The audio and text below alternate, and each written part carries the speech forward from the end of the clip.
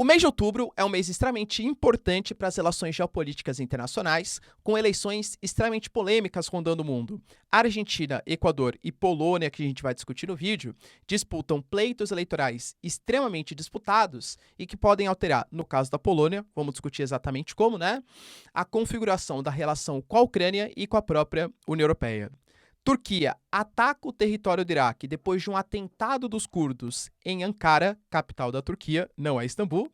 E a gente vai discutir também sobre a guerra Rússia-Ucrânia, declarações muito polêmicas da Rússia, alegando que as anexações territoriais não vão parar em Donetsk, Lugansk, Kherson, Zaporizhia e Crimeia, e que a OTAN, com cada vez mais líderes idiotas, está empurrando o mundo para uma terceira guerra mundial. Vide os mísseis Taurus, possivelmente fornecidos pela Alemanha, e também tropas do Reino Unido que poderiam atuar no território da Ucrânia.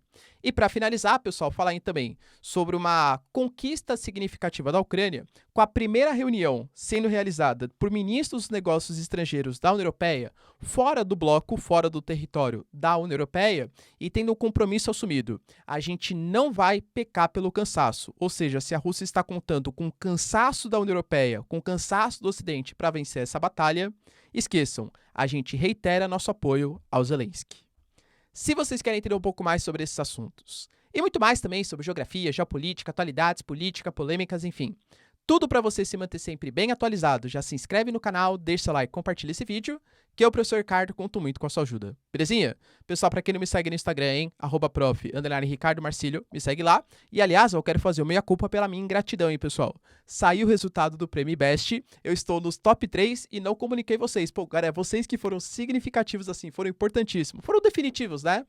Para que eu consiga estar entre os 3 maiores influenciadores da educação, a falha minha, né? Não comuniquei aqui com vocês no canal, tá? Então, agradeço demais, pessoal, demais mesmo, tá? Muito obrigado aqui pelo apoio de vocês. É assim, é combustível para eu continuar sempre produzindo os conteúdos com a melhor qualidade que eu possa fazer, sabe? É uma recompensa do meu trabalho, pessoal. Muito obrigado, tá? De verdade, eu fico muito orgulhoso. Até chorei quando eu recebi a notícia, tá? Muito obrigado aí pelo apoio de vocês. Tamo junto? Então, bora lá pro vídeo, ó. Seguinte. A gente teve, pessoal, hoje, algumas notícias importantes, como, por exemplo, na verdade, né, foi ontem, manifestações gigantescas que rondaram a Polônia. A Polônia, como eu falei para vocês na introdução do vídeo, ela vai ser um dos países que terão uma eleição definitiva para as mudanças geopolíticas internacionais. O caso da Argentina, a gente pode ter a eleição do polêmico Milei, que é um anarcocapitalista, né, com ideias bastante divergentes, como o fechamento do Banco Central, dolarização da economia, encerrar dezenas de ministérios ali do país. Numa Argentina, que é muito peronista ainda, né, o Estado atua muito na economia. Pô, no Equador, galera, depois da morte do Fernando Villavicencio e do aumento do caso de narcotraficantes, enfim, no país, possivelmente um candidato mais contrário a esses grupos pode atuar, e isso vai causar um baque na América do Sul, isso é fato, e claro, na Polônia. A Polônia é um país que, inclusive, né, a gente discutiu aqui, galera, nos vídeos anteriores, tem o primeiro-ministro e o presidente com algumas ressalvas em relação à Ucrânia, porque a Ucrânia mesmo estava colocando seus grãos livremente no mercado europeu, só que a Polônia é uma importante produtora de grãos. E aí a Polônia falou, olha, Ucrânia, eu até deixo os grãos passarem pelo território polonês, mas você não pode vender os seus grãos livremente aqui. A Ucrânia, alegando um protecionismo da Polônia, entrou com uma ação na OMC contra a Polônia e a Polônia achou uma baita ingratidão. Poxa, eu que sempre enviei para vocês os MiG-29, os equipamentos, eu sou praticamente um corredor de abastecimento da OTAN para a Ucrânia e você entra numa ação na OMC contra mim? Cara, por que será que essa defesa dos agricultores foi tão forte nesse momento a ponto de ameaçar não mandar mais armas para a Ucrânia? Porque, além de tudo, existe um quê eleitoral. A gente sabe que a Polônia é um país que tem uma oligarquia rural muito forte, que tem forte influência política nas decisões do país, e para se manter no poder, com eleições agora para outubro, demonstrar, olha, eu estou comprando uma briga com a Ucrânia para defender os agricultores nacionais, é óbvio que isso aumenta bastante a popularidade do atual primeiro-ministro. Tudo bem? Então a gente vai ter, pessoal, eleições parlamentares. Nesse momento, né, o PiS, que é um partido mais de uma direita nacionalista, quer continuar no poder e conta com mais ou menos 31,5% das intenções de voto, em contraposição à coalizão cívica do Donald Tusk, que já foi, inclusive, presidente do Conselho Europeu, conta com cerca de 27% dos votos. a gente não pode esquecer, isso era uma coisa que a gente discutia aqui, pessoal, no canal, antes de acontecer a guerra Rússia e Ucrânia. Existiam dois países que estavam com possibilidade até de sair da União Europeia. Um é a Hungria, que aliás até continua por uma contraposição, o Viktor Orbán até tem posições mais pró-Putin, e outra é a Polônia. A Polônia aprovou uma reforma judicial que não compactua com os ideais da União Europeia. A União Europeia fala que nesse momento não existe mais uma plena democracia na Polônia, visto que o poder judiciário perdeu força e o parlamento ganhou força. Fez uma perseguição, galera, segundo a União Europeia, tá? Aos jornalistas opositores ao atual primeiro-ministro e também vem adotando medidas mais autoritárias, medidas mais nacionalistas, como, por exemplo, medidas anti-imigração.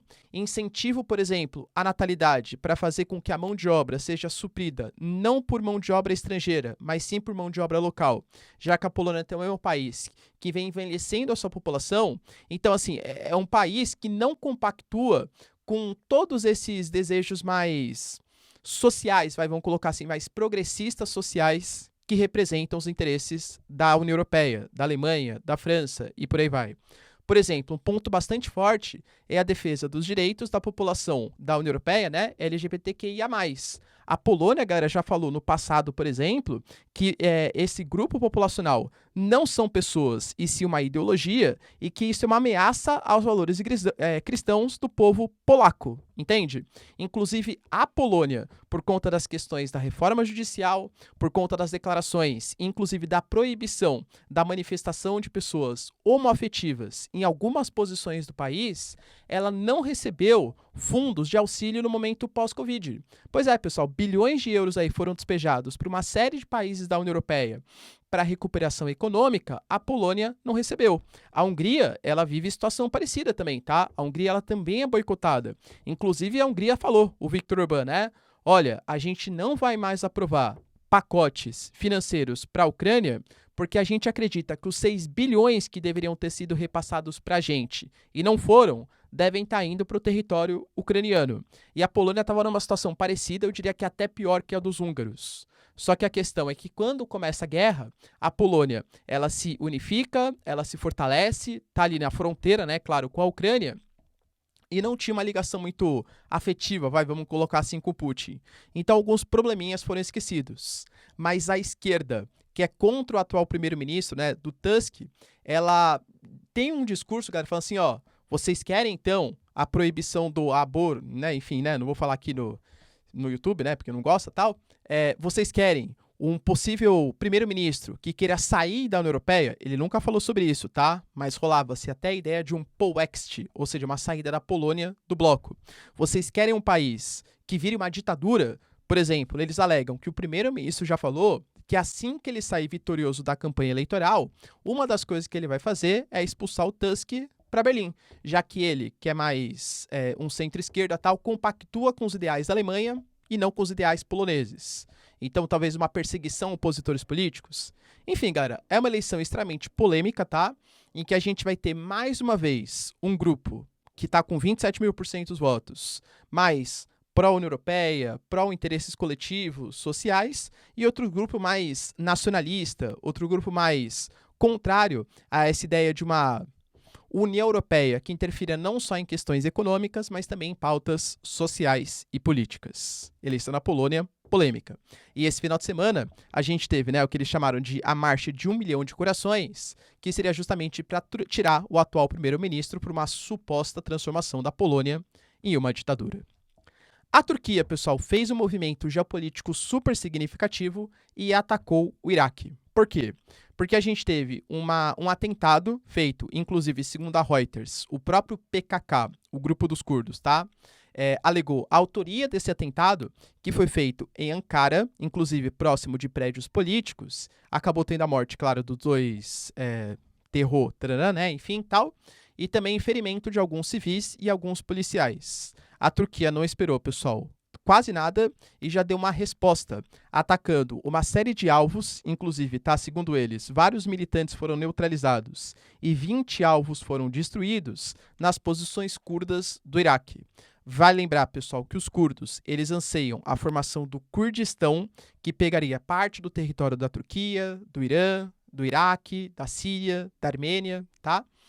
Só que na Turquia é onde o território ele é mais significativo, geograficamente falando, do ponto de vista territorial.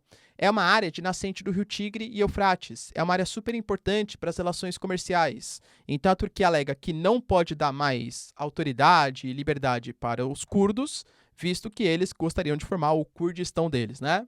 E o Iraque, eu diria que no Iraque, pessoal, seria um dos territórios onde os curdos conseguiriam mais autonomia frente ao governo central. É praticamente, estou forçando um pouco a barra, tá? Um estado mais autônomo. O Iraque não interfere tanto nas posições curdas. Por isso que a Turquia realiza ataques bastante significativos no Iraque e na Síria. Mas, né, o próprio Erdogan falou que dessa vez foi o último suspiro do terror tananã do PKK. E para finalizar, pessoal, mas não menos importante, guerra Rússia e Ucrânia, e a gente teve declarações bastante polêmicas da Rússia. Vai lembrar, pessoal, que o Putin, ele marcou o dia 30 de setembro, ou seja, há pouquíssimo, já 2 dias atrás, né? Exatamente, como dia oficial da reanexação de 4 territórios. A Crimeia já tinha sido anexada, né, lá em 2014, mas de Lugansk, Donetsk, Zaporizhia e Kherson. Depraco fazer essa comemoração e falar assim, olha, a gente vai buscar a prosperidade, vai reincorporar os territórios que são da Rússia, a Ucrânia está tentando se juntar, mas a contraofensiva é um grande fracasso, enfim, fez declarações bastante nacionalistas, mostrando uma tentativa de integração desses territórios. Vai lembrar, pessoal, de novo, né? A Rússia, ela alega que é uma questão étnica, cultural e defesa dos russos que ali vivem, mas a gente sabe que além dessas questões, é um corredor para a conexão no Mar Negro, que é um oceano de mar quente, coisa super importante para os russos. E os territórios que foram anexados têm importantes zonas industriais, corresponde a quase 15% dos grãos que são produzidos pelo mundo, e ainda conta com a usina de Zaporizhia, que é a maior usina nuclear do continente europeu, tá? Então, claro que tem um quesinho aí a mais também, né, de questões econômicas e geopolíticas, claro. Só que o Medvedev, pessoal, não parou por aí.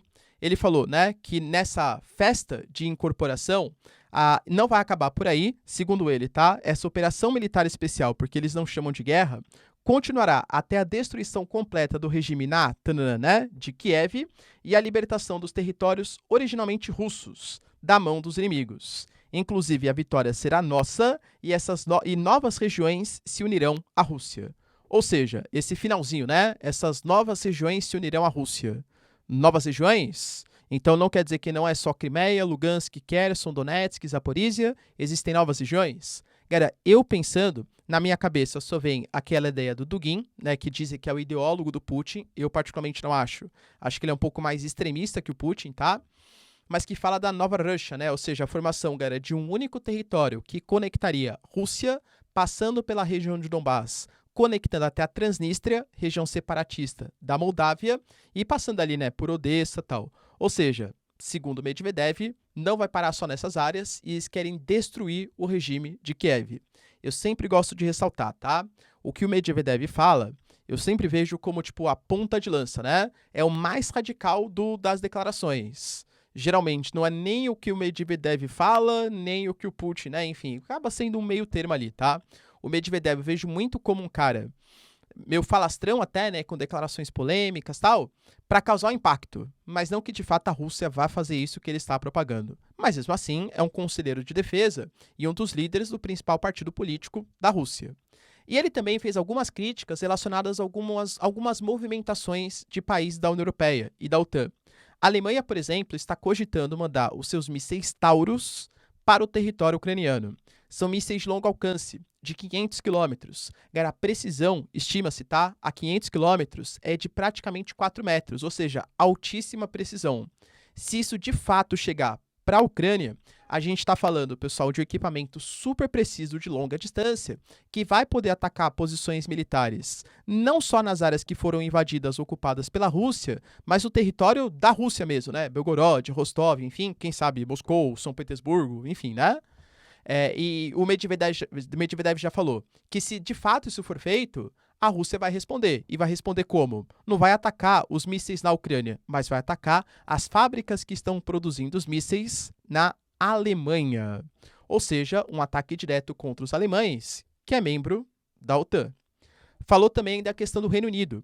A gente teve a própria defesa britânica falando que está cogitando mandar soldados, mandar militares, tal. Na verdade, pessoas que treinam militares para fazer operações no território ucraniano, alegando que não é para atacar, não é tropa do Reino Unido que vai atacar a Ucrânia, mas para fazer treinamentos com militares ucranianos. O Medvedev também respondeu, olha, se vocês fizerem isso, a gente vai considerar que qualquer um que for mandado pelo Reino Unido para a Ucrânia é um alvo militar e a gente vai atacar. Se a gente atacar um militar do Reino Unido, isso vai estar empurrando para uma terceira guerra mundial. Pessoal, vale destacar que o Rishi Sunak garantiu que isso não vai acontecer, pelo menos não nesse momento. É uma coisa que talvez no futuro aconteça, mas agora o Reino Unido não destacará militares ou pessoal para treinar militares para ficar no território ucraniano. Ou seja, atacando, mandando o Taurus para a Ucrânia, corre o risco de uma terceira guerra mundial, porque atacaremos a Alemanha, e mandando tropas britânicas para a Ucrânia, também corre o risco de uma terceira guerra mundial, porque atacaremos essas tropas na Ucrânia. De novo, ele fala muito, não sei se a Rússia cumpriria, tá? Mas ele inclusive falou que a OTAN está empurrando o mundo para uma terceira guerra mundial e que ele está preocupado, porque existem cada vez mais idiotas, segundo ele, tá? Comandando os países da OTAN, claramente fazendo referência ao Olaf Scholz da Alemanha e ao Rishi Sunak do Reino Unido. E aí, pessoal, será que o Medvedev falou demais? Acredita nas narrativas dele?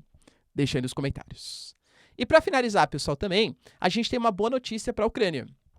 Ou pelo menos uma demonstração de uma boa notícia para os ucranianos.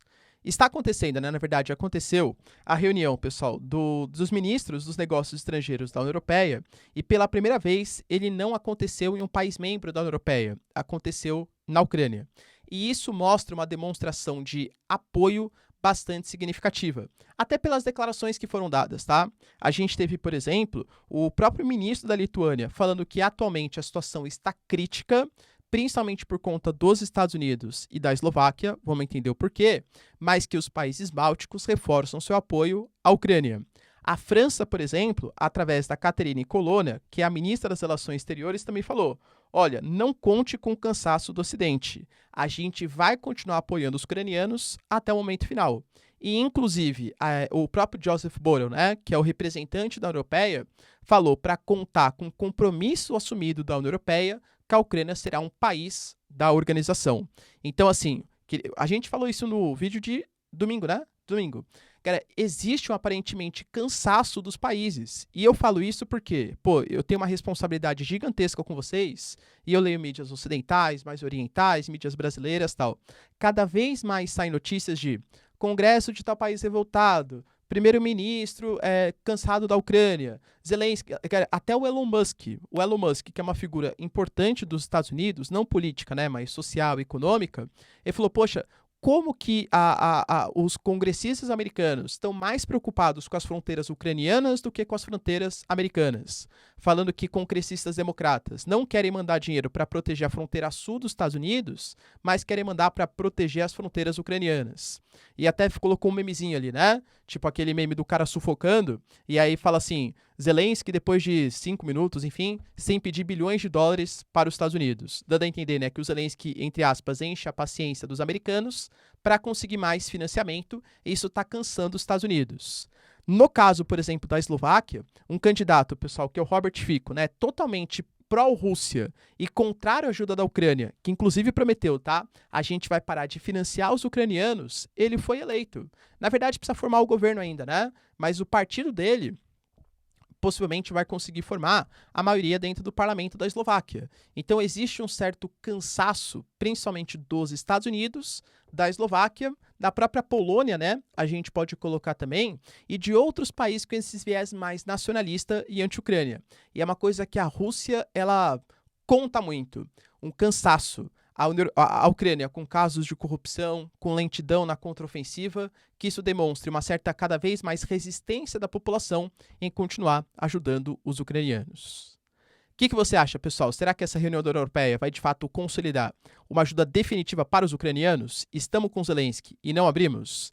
E se os Estados Unidos, entre aspas, cansar? Trump e Ron DeSantis forem eleitos, por exemplo. Será que a ajuda da União Europeia vai continuar tão forte, sem ajuda tão decisiva dos Estados Unidos? Deixa aí nos comentários, quero saber sua opinião. No mais, galera, se vocês curtiram o vídeo, tamo junto, beijos, abraços e tchau, tchau.